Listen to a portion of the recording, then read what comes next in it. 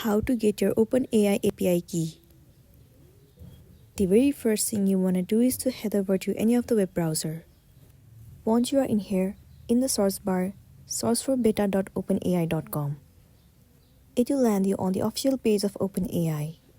Enter your login credential and make sure that you are logged in to a specific account. Once you have been logged in, tap on your profile at the top right corner.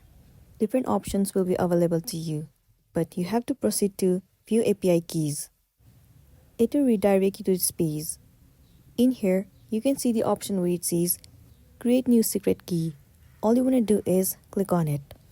Once you click on it, your API key will be generated.